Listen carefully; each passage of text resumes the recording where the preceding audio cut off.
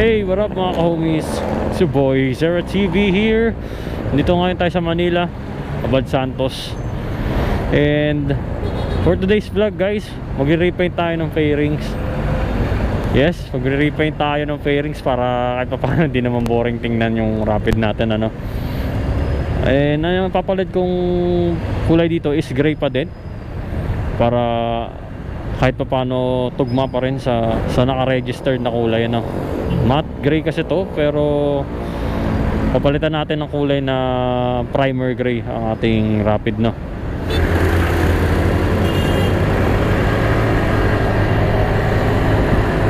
And hanap ako ng spray paint, pero dahil budget tayo ngayon, magano lang ako, boss, ni spray paint lang tayo. Hindi ko kasi kaya pa mag samurai, which is ang ano nun, price range nun, pinakamura na siguro 180, pero kadalasan 200 pesos isang lata nun. Kaya doon na lang ako muna ako sa afford ko, yung Bosni spray paint. Around siguro 70 to 100 pesos makakabili ka na nun. Kaya ngayon bibili ako ngayon ng pintura, tapos kakalasin natin mamaya yung ano natin, fairings. Kaya abang na lang tayo guys, no. Alam ko magiging magandang resulta nitong ano na to, videos na to.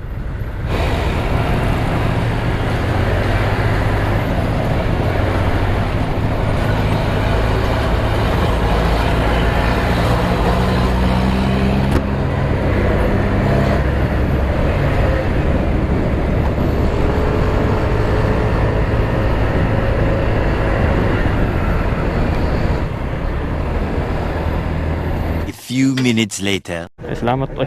Salamat po. Okay. Hey, let's go. Yan, apat na tayo.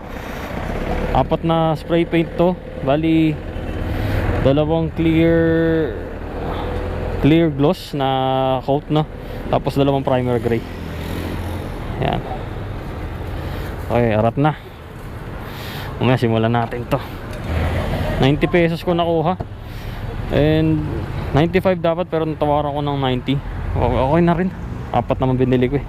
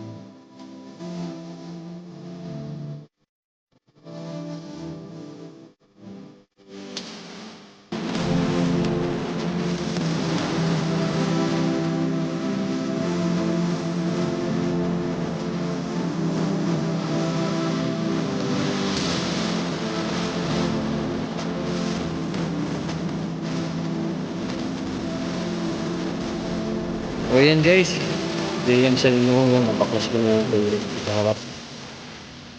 Yan, nalabag pa yung lalagyan.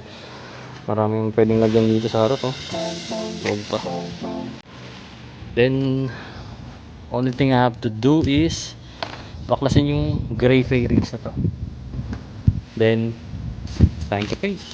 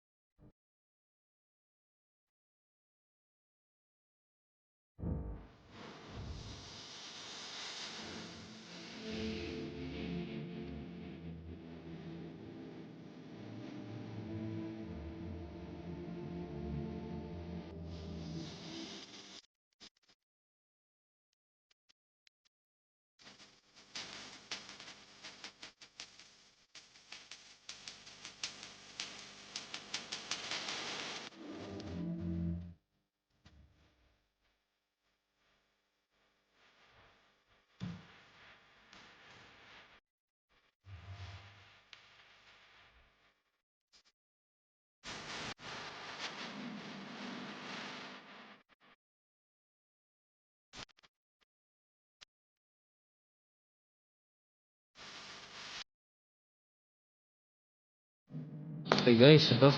Baklas ko na yung headlight. Yan, headlight assembly, air vents. Tapos kung ano-ano pang nandun, fencing lights. Ayan. Here's the money shot. Yan yung fairings natin na gray. Releasin lang natin yan, tapos pipinturahan natin mamaya. Sabay nun. Sana. Yan.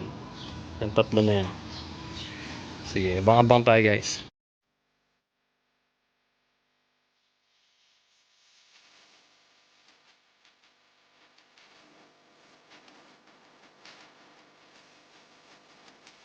Ito pipintura.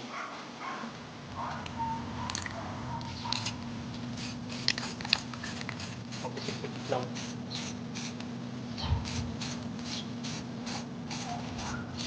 Dapat lahat ng layers, lahat ng mga visible parts.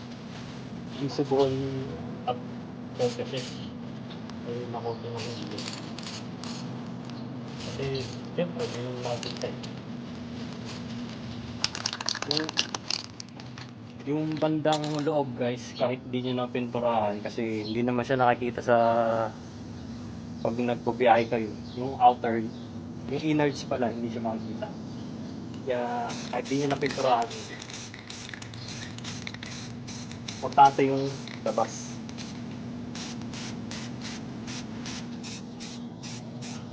Kasi pag pinturahan nyo pwede, para saan lang. Hindi naman makikita yun.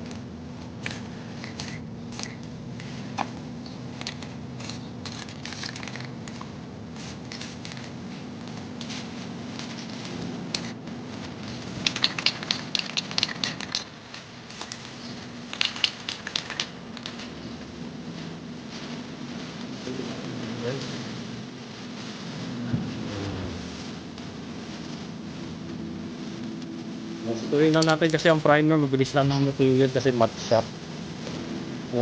Bugaan ko na ng clear yan after. Madali na lang yan.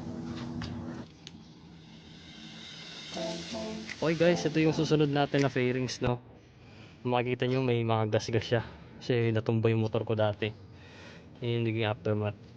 Kaya ngayon, gagawin natin, hoping na pag binugahan ko to, maging okay yung surface niya, walang marks ng kung anong scratches na ganito. Kahit di ko na sana isan, maging maayos na yung resulta. Okay, sarado natin ito. Post ko lang yan guys eh. Post ko.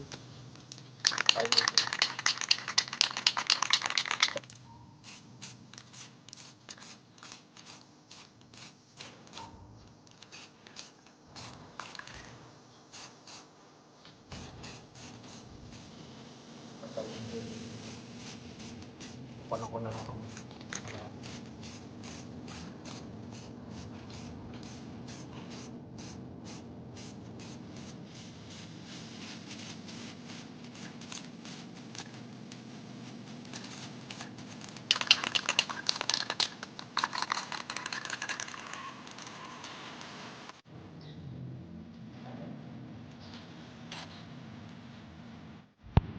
Right. Ayan. Yung pinalabasan niya guys. After ng pinturahan ng primer gray at clear gloss. No. Ganda yung tsura niya. Okay, alright. Sunod naman tayo dito sa malaking fairings, no. Yung iba nandun na, pinapatayo ko na. Kaya buti na umaraw. Ayun, sige. Sige natin to.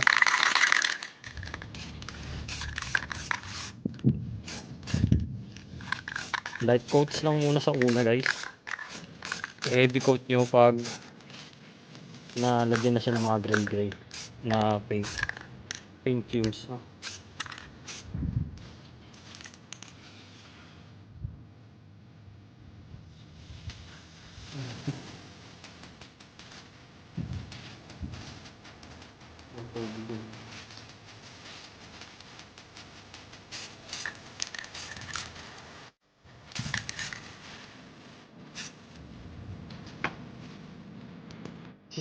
This will be the last part na pipinturahan natin ng matte gray.